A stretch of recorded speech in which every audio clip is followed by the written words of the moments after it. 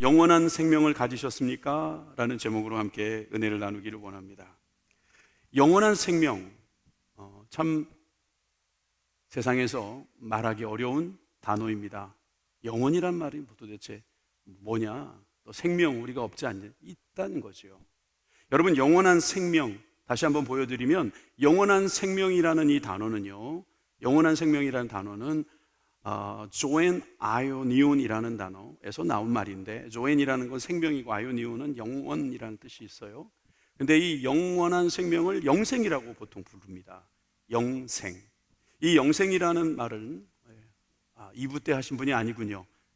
영생이라는 단어는 13절에 보시면, 오늘 이종 목사님께서 안 읽어주셨는데 우리가 이렇게 읽으려고 남겨두신 거예요. 실수한 게 아니고 제가 읽으려고요. 여러분들하고 같이 읽으려고. 13절에 보면 뭐라고 말씀이 되어 있어요? 내가 하나님의 아들의 이름을 믿는 너희에게 이것을 쓰는 것은 너희로 하여금 너희에게 영생이 있음을 알게 하려 함이니라. 아멘, 아멘. 여러분, 영생이 있게 하시려고, 또 우리가 영생이 있음을 알게 하시려고. 여러분, 영생에 대하여 한 번도 들어보지 못한 분은 없어요. 다 들어봤는데 그게 우리들의 삶하고 무슨 상관이 있느냐, 그런 생각하시는 분들 많아요. 근데 저는 오늘 이 말씀을 준비하면서 영혼사랑 큰 잔치가 떠올랐어요. 여러분, 그날 우리가 많은 분들을 초대하겠죠? 말 그대로 잔치잖아요. 잔치엔 뭐가 있어야 돼요? 음식이 있어야죠. 먹고 마시는 게 있어야 되는 거예요. 그리고 음악도 있겠죠. 흥이 있어야죠. 그 목적도 있어야 될 겁니다. 여러분, 이 모든 것들이 바로 영생에 집중되어 있다는 거죠.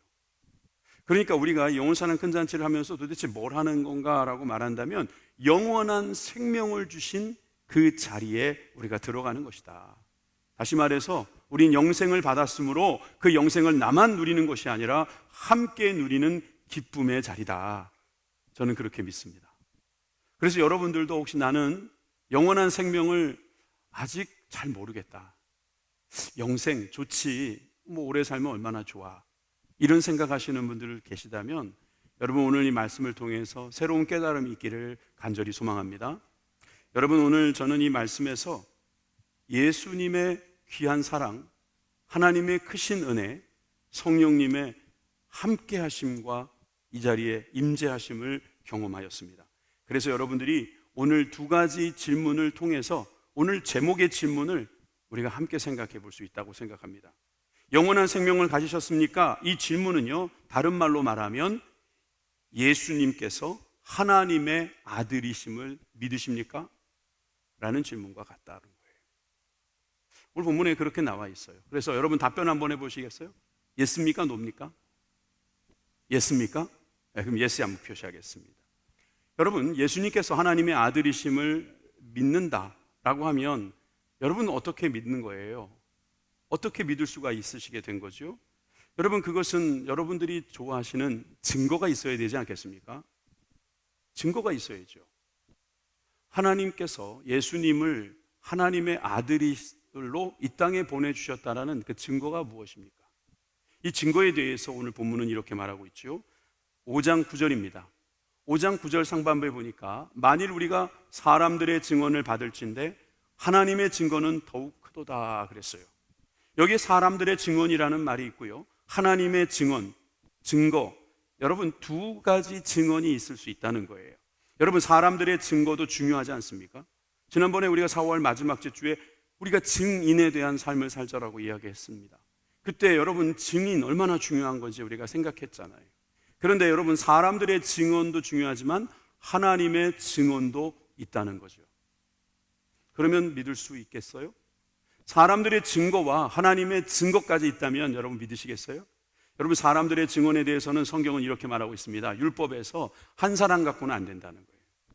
우리는 아마 법적으로 한 사람의 증인만 나와도 꽤 큰 성과가 있을 겁니다. 그런데 율법에서는 한 사람 갖고 안 돼요. 어떤 살인 범죄가 일어났어요. 한 사람이 증인만 듣고요, 그 사람을 정죄하지 못하게 되어 있어요. 신명기 말씀입니다. 19장 15절입니다. 사람의 모든 악에 관하여 또한 모든 죄에 관하여는 한 증인으로만 정할 것이 아니요 두 증인의 입으로나 또는 세 증인의 입으로 그 사건을 확정할 것이며, 어떤 악이나 어떤 죄에 대하여 확정하려면 2명 이상의 증인이 있어야 한다는 거예요.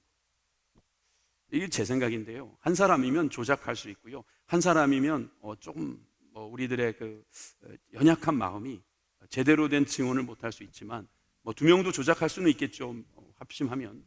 그러나 2증인의 입, 세 증언의 입이라고 하는 것이 확정할 수 있도록 그렇게 보증한다는 것입니다.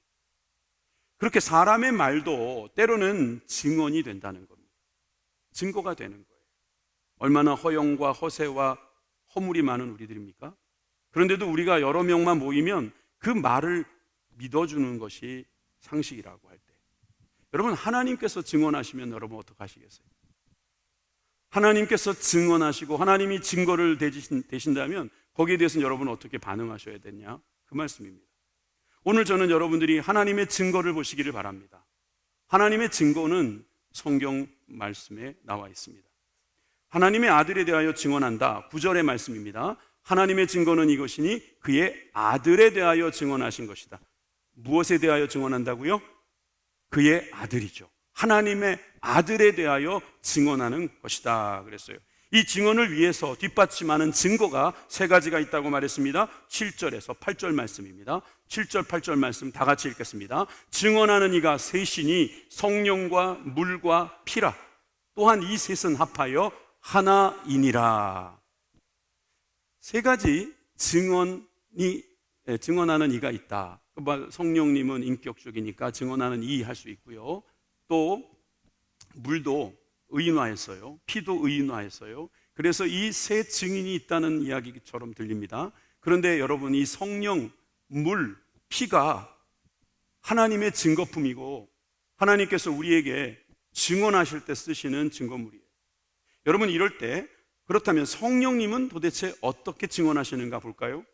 사도행전 1장 4절에서 5절 말씀입니다. 사도와 함께 보이사 그들에게 분부하여 이르시되 예루살렘을 떠나지 말고 내게서 들은 바 아버지께서 약속하신 것을 기다리라. 요한은 물로 세례를 베풀었으나 너희는 몇 날이 못되어 성령으로 세례를 받으리라 하셨느니라. 사실 오늘 절기상으로 보면 오늘 예수님 승천일입니다. 다음 주는 성령 강림주일이 되겠죠. 예수님이 승천하시면서 우리들에게 하신 말씀입니다. 좀 전에 주신 그 말씀은요, 하나님께서 약속하신 성령을 우리들에게 보내주시겠다는 거예요. 기다리라는 것입니다. 그러면 성령을 받게 된다는 거예요. 오순절에 성령이 내리셔서 우리들이 방언을 말하고 우리들이 하나님의 말씀을 선언하고 선포하고 그로 인하여서 우리가 그리스도로 하나가 되고 그 말씀이 땅끝까지 증거되는 역사가 이루어졌습니다. 여러분, 성령님께서 증언하셨기 때문입니다. 저는 모태신앙입니다. 어릴 적에는 교회 열심히 다녔어요. 그런데 어느 날 학교 가면은 학교에서 가르치는 말도 잘 듣고 이해를 했어요. 진화론과 창조론에서 왔다 갔다 했어요. 그리고 친구들의 대부분은 교회를 안 다녔기 때문에, 학교 친구들은 말입니다. 그러다 보니까 학교에서는 잘 믿어지지가 않는 거예요. 물론 말은 안 했습니다. 그렇지만 내 속에 흔들릴 때가 많았던 건 사실입니다. 그런데 제가 고3 때 성령을 받았어요. 그전에도 제가 방언도 했거든요. 근데 그때는 잘 몰랐어요. 막 흔들렸어요. 그런데 제가 고3 때 갑자기 눈물이 쏟아지면서 제가 주체할 수 없는 감동이 막 올라오는데 성령 받은 거예요. 그러니까 그 다음부터는요, 제가 의심이 잘 안 돼요. 아니, 의심이 아주 안 돼요. 저는 하나님을 의심하기가 어려워졌어요. 왜? 성령을 받았기 때문에. 여러분, 성령을 받은 사람은 성령님의 증언을 듣고 하나님이 믿어지기 시작합니다. 하나님을 믿게 됩니다. 여러분, 하나님을 믿기를 원하신다면 성령을 받으십시오. 그럼 성령을 받으면 하나님께서 뭘 말씀하시냐면 예수가 그리스도시요 하나님의 아들임을 가르쳐 주십니다. 다시 말해서 성경 말씀에 문자가 그대로 믿어지기 시작하더라는 겁니다. 난 내 말도 못 믿지만, 남의 말도 잘 못 믿는 사람이지만 하나님 말씀은 믿어지더라는 거예요. 여러분들이 저를 되게 편협하다, 고집 세다 말할지 몰라요. 그렇지만 우리 모두는 그런 게 있어요. 보면 솔직히 그 마음에 뭔가 의심이 자꾸 들어온단 말이에요. 그런데 성령을 받고 나니까 도리어 그 의심이 들어올 때 그 의심을 의심하고 있더라고요, 제가. 이건 마귀가 주는 생각이네? 이런 생각이 들 정도로 성령을 받고 나니까 저는 그 증언에 깨달음이 있고 확신이 생기더라 하는 것입니다. 전 여러분들도 그런 성령님을 받으시길 주님의 이름으로 축원합니다. 성령에 대하여 우리가 말했습니다. 근데 물도 있다고 그랬습니다. 예수님께서 요한에게 세례를 받으시는 그날 하늘 문이 열렸습니다. 그리고 성령의 음성이 들려왔습니다. 누가복음 3장 22절 말씀을 우리 다 같이 읽으면서 그 장면을 상상해 보겠습니다. 시작. 성령이 비둘기 같은 형체로 그의 위에 강림하시더니 하늘로부터 소리가 나기를 나는 내 사랑하는 아들이라 내가 너를 기뻐하노라. 아멘. 아멘. 아멘. 예수님에게 하나님께서 말씀하시는 걸 사람들이 들을 수 있었다는 거죠. 성령님께서 들리게 하신 거죠. 여러분, 그 자리에 물이 있었습니다. 왜냐하면 물이 예수님의 세례를 도왔거든요. 물이 증언합니다. 예수님은 하나님의 아들임을 증거하고 있다는 거예요. 또한 피가 있다고 했습니다. 이 피는 예수님께서 십자가에서 흘리신 그 피를 말하는 것입니다. 골고다 언덕에서 흘리신 그 피는 지금 예수님이 하나님의 아들임을 지금도 증언하고 있습니다. 히브리서의 말씀을 보실까요? 9장 12절 말씀해 보니까 염소와 송아지의 피로 아니하고 오직 자기의 피로 영원한 속죄를 이루사 단번에 성소에 들어가셨느니라. 여러분 아멘이십니까? 오직 자기의 피, 즉 예수님의 피로 영원히 단번에 붙여서 영단번에 영원히 단번에 우리가 주님의 성소, 주님 앞으로 나아갈 수 있도록 인도하셨습니다. 그래서 주님께서 하시는 말씀을 듣고 그 말씀을 믿고 그 말씀대로 살아가는 그런 축복을 주신 줄 믿으시기 바랍니다. 성령과 물과 피가 증거품이 되어서 예수님께서 하나님의 아들이심을 증거하고 있습니다. 세상 사람들과 우리들의 차이는요, 우리는 보지 않고 믿는 것입니다. 세상 사람들은 보지 못했기 때문에 안 믿는다는 거예요. 이해되지 않는다고 안 믿는다는 거죠. 경험하지 않은 것은 없다고 생각합니다. 일단 그것이 안전하다고 생각하기 때문입니다. 그런데 여러분, 이런 비유가 맞을지 모르겠어요. 엄마 뱃속에 있는 아이들은 엄마를 봤습니까? 엄마 뱃속에 있는 아이는 아직 엄마를 보지 못했습니다. 그런 쌍둥이가 있다고 합시다. 이 쌍둥이가 둘이 대화를 나눕니다. 영상으로 보여드리겠습니다. 함께 보시죠.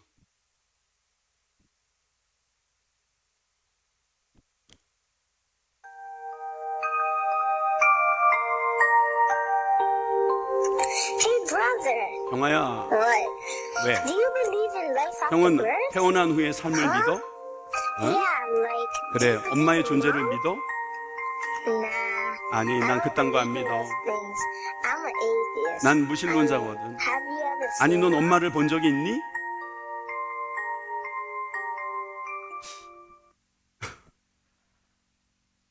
넌 엄마를 본 적이 있어?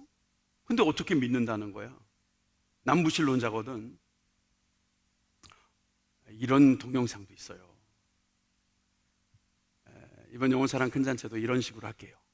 그래서 여러분 모셔오는 분들에게 내가 믿고 생각하고 그냥 살아갔던 그게 정말 맞는지 한번 다시 생각해보는 시간이 되었으면 좋겠어요. 여러분, 저 아이들은요, 지금 엄마가 공급하는 영양분으로 살고 있어요. 엄마의 사랑을 받고 보호되고 있어요. 그런데 엄마가 안 보인대요. 그래서 엄마를 안 믿는데요. 그게 말이 돼요? 우리가 하나님께서 주시는 은혜로 살아가고 있는데, 여러분 생각해 보세요. 이 공기, 여러분 혹시 돈 주고 사서 공기를 마시시는 분들도 계시다면 그분 지금 병원에서 좀 힘든 시간을 보내는 분들입니다. 여러분, 우리가 햇빛을 돈 주고 받는다는 것은요, 이거는 무슨 문제가 있기 때문에 그럴 수 있습니다. 여러분, 우리가 정말 중요하고 좋은 건요, 다 공짜입니다. 하나님이 주신 거예요. 이 세상에 요만한 것도 공짜가 없는데 그 엄청난 것을 이게 공짜로 쓸 수 있다는 것은요, 하나님 같은 분이 공급하지 않으면 안 되는 것입니다. 그러니까 하나님께서 우리를 보호하고 계신다는 것을 우리는 왜 모르냐 하면 아직 안 나가봐서 그래요.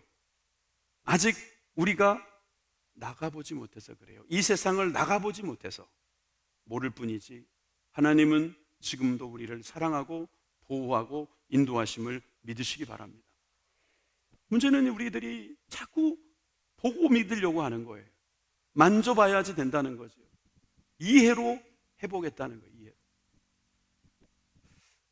오늘 일부 예배를 마치고 돌아간 한 형제 중에 하나가 제 제자인데, 미국에서 6년 동안 박사 과정을 밟고 학위를 밟은 다음에 이제 박사 학위를 받고 들어왔어요. 근데 놀라운 거는요, 진짜 그 유학생활 얼마나 힘들겠어요. 저도 미국에 잠깐 있어봤지만 정말 외롭고 힘들거든요. 그리고 사실 아직 결혼도 안 했기 때문에 얼마나 더 외로웠겠어요. 그리고 제일 힘든 것은 아마 재정적인 것일 수도 있어요. 그런데 우리 교회의 선교에 쓰이고 싶다고 헌금을 모은 거예요. 그것도 달러로. 그래서 그걸 하나님께 드립니다 하고 저한테 와서 하는데 얼마나 참 귀한지요. 근데 그 형제가 전공을 뭘 했냐면 수학을 했어요. 여러분, 수학하는 사람들 머리 보통 머리 아닙니다.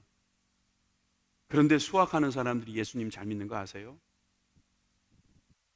의사들도 있습니다. 의사. 우리 교회도 의사들이 몇 분 계시는데, 의사들은요, 사람의 배를 해부해 보면 소리 지르지 않을 수 없어요. 어떻게 이런 정교한 것이 있을 수 있냐. 그걸 보고도 예수님을 안 믿는 의사들은요, 제가 이렇게 생각하고 싶어요. 간이 부었다. 허파에 바람이 드셨다. 그걸 보고 어떻게 합니까? 사람 몸을 보고. 우리가 안 나가봐서 그런 거예요. 여러분, 중요한 건 이겁니다. 하나님은 계시다는 거예요. 하나님이 계신 것을 우리가 못 느낀다고, 또 이해를 못했다고 없는 게 아닙니다. 자, 오늘 이 말씀 중에 10절에 보면 충격적인 말씀이 한 가지 있거든요. 하나님의 아들을 믿는 자는 자기 안에 증거가 있고, 하나님을 믿지 아니하는 자는 하나님을 거짓말하는 자로 만드나니, 이는 하나님께서 그의 아들에 대하여 증언하는 증거를 믿지 아니하였습니다. 좀 어려운 것 같아서 우리말 버전으로 갖고 왔습니다. 우리말 성경이 있거든요. 우리말 성경에 보면 이렇게 기록되어 있거든요. 같이 읽어보겠습니다. 시작. 누구든지 하나님의 아들을 믿는 사람은 자기 안에 증거를 갖고 있습니다. 그러나 하나님을 믿지 않는 사람은 하나님께서 자기 아들에 대해 증언하신 증거를 믿지 않습니다.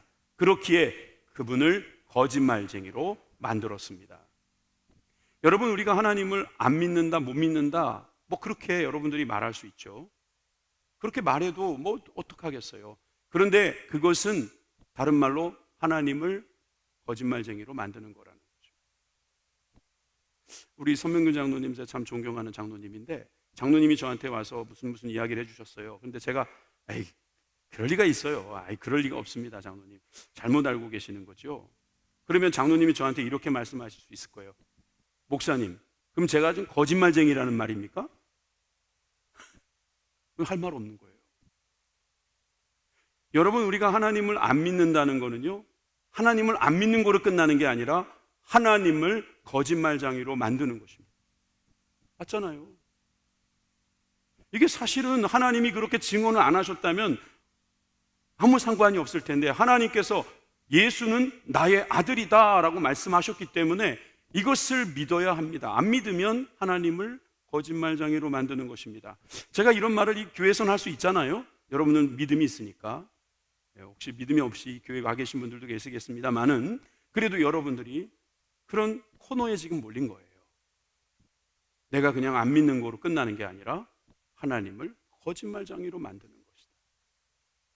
그러니까 여러분, 하나님의 아들이 예수님이 하나님의 아들, 이것을 믿는다는 것은 여러분들의 영생에 연관되어져 있다는 것을 우리는 반드시 기억해야 합니다.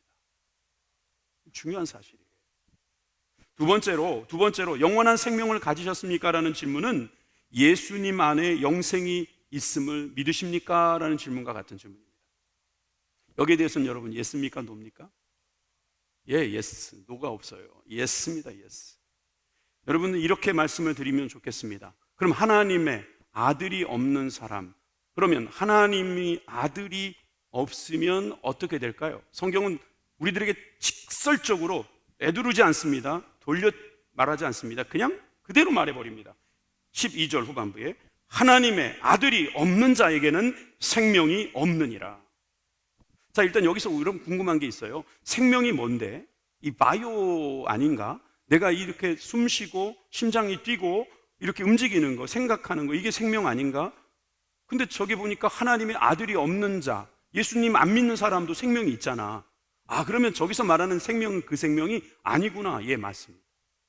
조엔입니다. 이것은 우리가 생각하는 이 심장 뛰는 거하고 다른 겁니다. 이 생명에 대해서 지금 설명을 드려야 합니다. 왜냐하면 예수님이 있는 사람과 없는 사람에게는 이 생명이 있고 없고의 차이가 확실하기 때문입니다. 아까도 증거에 대해서 우리가 말했지만 하나님께서 그 증거를 통해서 우리에게 하고 싶어 하는 말씀은 11절에도 나옵니다. 또 증거는 이것이니 하나님이 우리에게 영생을 주신 것과 그 생명이 그의 아들 안에 있는 그것이라. 아들이 있는 자에게는 생명이 있다. 여러분, 하나님께서 그렇게 예수님이 하나님의 아들이라고 증언하시는 이유는요, 예수님 안에 생명이 있기 때문입니다. 예수님 안에 예수님이 가지고 계신 것이 생명인데 그 예수님으로부터 우리가 생명을 얻을 수 있기 때문이라는 거예요. 여러분, 우리가 그 얻는 생명이 무엇인가, 그 생명에 대해서 우리가 더 알기 원합니다. 예수님은 영생에 대해서 이렇게 말씀하신 적이 있습니다. 요한복음 17장 3절입니다. 영생은 곧 유일하신 참 하나님과 그가 보내신 자 예수 그리스도를 아는 것이다. 영생은 아는 것인데 누구를 아는 거라고요?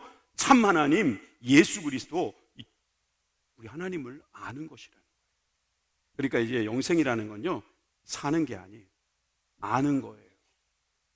안다는 말은 그냥 저 사람 내 이름 알아, 얼굴 알아, 이게 아니라요, 부부가 서로 잘 아는 것처럼 아는 거예요.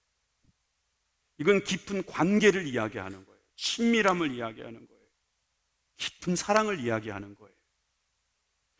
여러분들이 영생이라는 것을 오래 사는 거라고 말한다면 여러분들은 진시황 같은 삶을 살 가능성이 있습니다. 야, 교회 오니까 불로초가 있다네.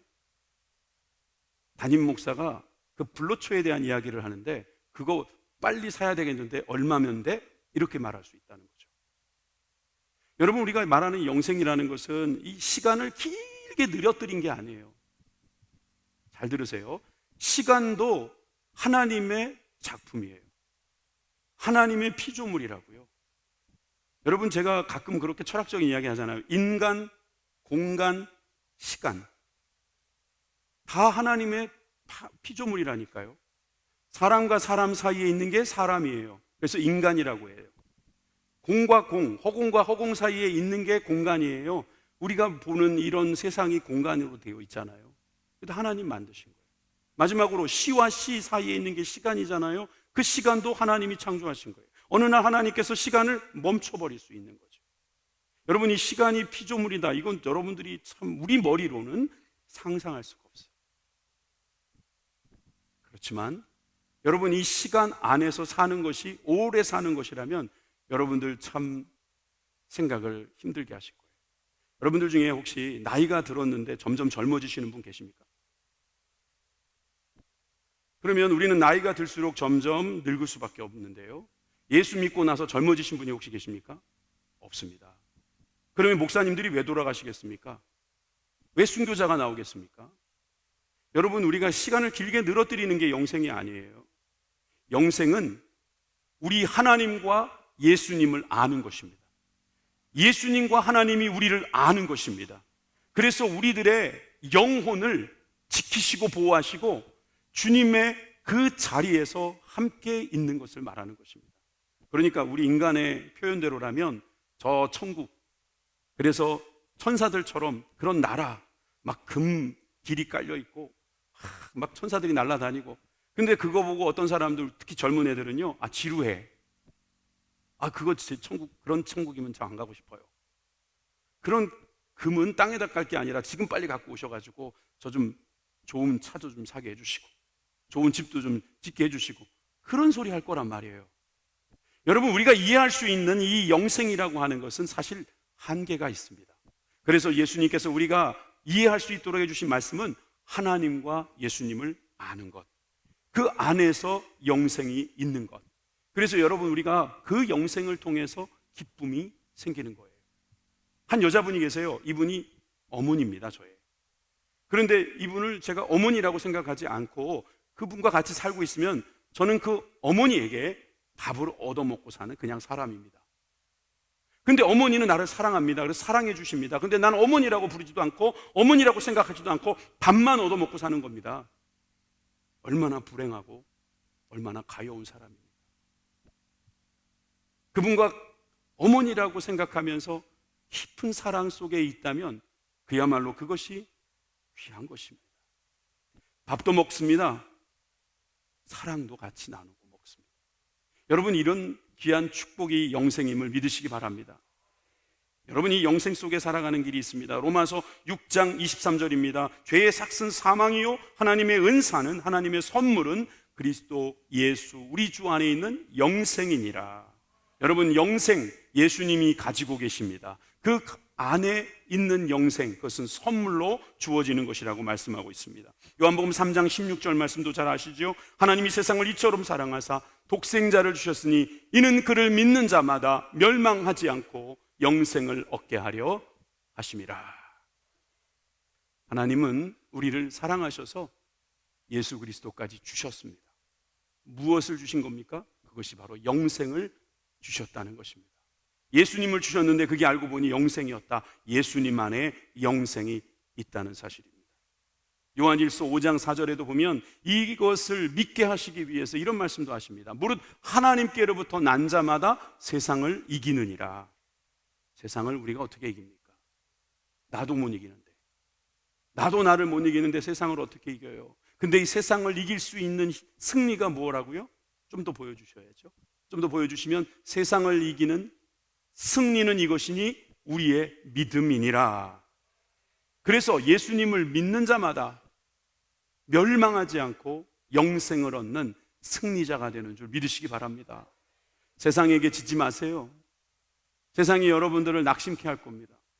여러분들의 몸이 여러분들을 낙심케 할 수도 있습니다. 여러분들의 시간이 여러분들을 혼으로 몰아넣을 수 있습니다. 그럴 때 고백하세요. 예수님이 나의 영생이시다. 예수님이 나의 생명이시다. 예수님이 나와 함께 하심으로, 나를 아심으로, 나를 지키심으로 나는 넘어지지 않는다. 쓰러지지 않는다. 여러분, 그런 축복이 있기를 주님의 이름으로 축원합니다. 여러분, 우리가 세상을 이길 때 하나님께서 그 아들의 이름을 믿는 너희에게 영생이 있음을 알게 하는 거라고 13절, 아까 이종 목사님이 안 읽으신 그 13절 말씀, 오늘 거기에 이 귀한 말씀이 있기 때문에 우리는 또 읽어야 됩니다. 다 같이 시작. 내가 하나님의 아들의 이름을 믿는 너희에게 이것을 쓰는 것은 너희로 하여금 너희에게 영생이 있음을 알게 하려 함이니라. 하나님의 아들을 믿는 여러분, 저와 여러분, 우리가 꼭 알아야 할 것이 뭐냐? 바로 영생이 있습니다. 영원한 생명이 있습니다. 여러분, 이것을 믿으시는 거예요. 여러분, 이게 믿는다는 게 그냥 되는 게 아니에요. 그냥 되는 게 아니에요. 어떤 사람은 내가 그냥 믿습니다, 막 힘주고 결단하고 막 노력하면 믿어진다고 천만에요. 증거가 있어야지 믿지. 그런 말을 할 수도 있어요. 그래서 하나님께서 친히 증언을 해주셨잖아요. 그 증거를 믿으십시오. 여러분들이 전도할 때도요, 이런 말씀을 하실 수 있었으면 좋겠어요. 하나님이 아들을 이 땅에 보내주셨고, 그 아들은 바로 예수님인데 예수님 안에 영생이 있고, 그 영생을 믿는 자마다 우리는 멸망하지 않는다. 죽음이 우리를 끝내는 것이 아니라 죄가 우리를 끝내는 것이니 이 죄를 이길 수 있는 승리는 믿음밖에 없다. 할렐루야. 이 믿음으로 우리가 살자. 여러분, 그런 믿음의 고백이 있기를 주님의 이름으로 축원합니다. 예수님이 이 땅에 오셔서 평안을 주셨습니다. 요한복음 13장 33절입니다. 이것을 너희에게 이르는 것은 너희로 내 안에 평안을 누리게 하려 함이라. 세상에서는 너희가 환난을 당하나 담대하라. 내가 세상을 이기었노라. 믿으십니까? 믿으시면 아멘 하십시다. 주님 안에 평안이 있다고 말씀하시니까 거기에 영생이 있기 때문에 평안이 있죠. 영원한 생명이 있는데 뭐가 걱정이에요? 그죠? 지금 비록 우리가 나이 들어 자꾸 힘은 약해지고 내가 얼마나 더 살 수 있을까 이런 생각을 하게 되면 참 먹먹하게 될 것 같기도 해요. 갑자기 몸이 어디라도 아프면 이거 혹시 암이 아닌가? 또 누가 막 뭐라 그러면 또 굉장히 또 약해지고 말이에요. 여러분 이럴 때 그것을 이길 수 있는 힘은 영생이에요. 영생. 예수님의 이름, 그 예수님의 이름이 바로 우리를 구원하기 위해서 오셨다는 거예요. 우리를 구원하러 오신 분께서 구원을 이루시고자 십자가에 돌아가시면서 내가 다 이루었다 이렇게 말씀하셨으니 여러분 그 말씀을 믿고 의지한다면 우리는 승리합니다. 여러분 믿는 것밖에 없잖아요. 여러분 믿지 못하는 이유 중에 하나가요, 여러분이 너무 낮은 곳에 있어서 그래요. 난쟁이처럼 그냥, 죄송해요 난쟁이라는 말 안 쓰는 게 좋지만 보통 문학적으로 그렇게 표현하잖아요. 너무 낮은 곳에 있으니까 안 보이는 거예요. 그래서 한 1000년 전부터요 거인들의 어깨라는 개념의 말들이 나오기 시작했어요. 거인들의 어깨. 거인의 어깨에 있는 저 난쟁이를 보세요. 세상을 멀리 볼 수 있어요. 그전에는 그냥 자기 시야에 자기 눈높이에서만 봅니다. 그러니까 맨날 엄마 뱃속에서 엄마 없다고 그러는 소리 하는 거죠. 그런데 올라가서 보니까 거인의 시야에서 세상을 보기 시작합니다. 이 거인의 어깨에 대한 이야기를 누가 해서 유명해졌냐 하면은 아이작 뉴턴이라고 하는 분이 했어요. 이분도 크리스찬인데 이분이 만유인력을 발견하고 나서 이 공로에 대한 칭찬을 들었을 때 그는 이렇게 대답을 한 적이 있습니다. 내가 더 멀리 보았다면 이는 거인들의 어깨 위에 올라서 있었기 때문이다. 내가 더 멀리 볼 수 있었던 것은 내가 잘나서가 아니라 그 어깨를 내어준 거인들 때문이다 라고 말하는 거죠. 아이작 뉴턴의 거인들은 물론 그가 과학자였고 또 수학자였고 그가 연구를 하는 사람이었기 때문에 그분의 어깨에는 이런 분들이 있었을 거예요. 어깨를 내어준 거인들은 데카르트의 해석 기하학이라는 것을 가르쳐준 스승, 또 케플러라고 하는 사람이 행성의 운동 3가지 법칙을 가르쳐줬겠죠. 갈릴레오 갈릴레이가 관성의 법칙도 이야기해 줬기 때문에 그는 그것을 직접 연구하지 않았으나 배워서 알게 된 거예요. 거인의 어깨 위에 올라가서 그가 볼 수 있었기 때문에 자기는 마지막에 만유인력이라는 작은 거 하나 발견했다고 말하는 거죠. 영적으로 적용해 볼까요? 우리의 힘으로는 볼 수 있는 데가 한계가 있어요. 그런데 하나님의 어깨를 우리가 의지해서 그 어깨 위에서 보게 되면 영원한 생명이 보입니다. 성령님께서 가르쳐 주십니다. 보혈이 그것을 증언합니다. 이 세상 만물이 예수님을 증언하고 계심을 믿으시기 바랍니다. 저는요 여러분들이 전도를 할 때요 통사정하면서 어렵게 모셔오는 거라고 생각해요. 그러니까 교회에서도요 오면은 그분들한테 그래요. 하나님께서 당신을 사랑하세요. 하나님은 당신을 위해서 놀라운 계획을 가지고 계세요. 당신은 정말 사랑받기 위해 태어난 사람이에요. 이렇게 아주 노근노근하게 아주 그냥 달콤하게 막 그렇게 이야기를 해주는데요. 어떤 분들은 그 말을 듣고요. 그래? 그런가 보다. 뭐 안 믿으면 뭐 어쩔 수 없지. 근데 누가 보면서 그걸 보고 안 믿으면 당신만 손해예요 라는 말도 하는 사람도 없고 그저 우리는 그들이 안 믿겠다 그러면 그냥 끝나는 것처럼 생각하는데 솔직히 복음이라는 것은 그게 아니에요. 우리가 안 믿으면 하나님 거짓말장이 만드는 거고요. 우리가 하나님을 안 믿잖아요. 영생을 안 받잖아요. 그러면 영벌이 기다리고 있어요. 왜냐하면 우리는 영생으로 가기 위해서 예수님의 그 보혈의 피로 인하여 우리가 죄 씻음 받지 않은 상태에서는 죄된 모습으로 우리의 마지막 남은 삶이 있을 거예요. 그것을 가리켜 지옥이라고 설명하고 있습니다.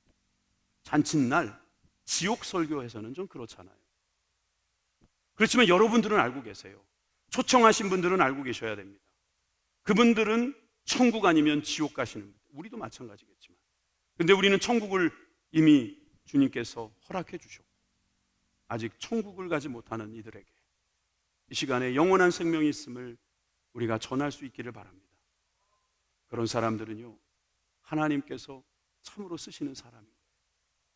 어떤 분은 이렇게 말할지 모릅니다. 왜 그러면 하나님 뭐가 아쉬워가지고 우리들한테 그렇게 좋은 걸 주냐? 우리 같은 참 죄인, 우리 같은 보잘것없는 사람들한테 왜 이렇게 관심이 많으시냐라고 말씀하실지 몰라요. 거기에 대한 답변은 오늘 본문에도 나와 있습니다. 우리 읽진 않았습니다만 요한일서 5장 1절 다 같이 읽겠습니다. 시작. 예수께서 그리스도이심을 믿는 자마다 하나님께로부터 난 자니 또한 낳으신 이를 사랑하는 자마다 그에게서 난 자를 사랑하느니라. 아멘. 여러분 여기에 보면 믿는 자, 우리를 말하는 거죠. 낳으신 이는 누구예요? 하나님이에요. 그리고 난 자는 누굽니까? 예수님이죠. 그런데 낳으신 이를 사랑하는 자, 그에게서 난 자를 사랑한다. 우리가 주님을 사랑하게 된다는 거예요. 그런데 그것이 어떻게 가능하냐면 하나님이 우리를 사랑하셨기 때문입니다. 하나님께서 예수님을 통하여 우리의 사랑을 확증하셨기 때문입니다. 예수님도 우리를 사랑하셔서 자기 몸을 다 내어주셨기 때문입니다. 이런 사랑이 어디 있습니까? 여러분 이것을 모르고 그냥 세상에서 땅만 보고 살아가는 그런 땅의 인생 되지 마시고 영원한 생명을 살아가시는 영원한 생명의 주인공이 되시기를 주님의 이름으로 축원합니다. 기도하시겠습니다.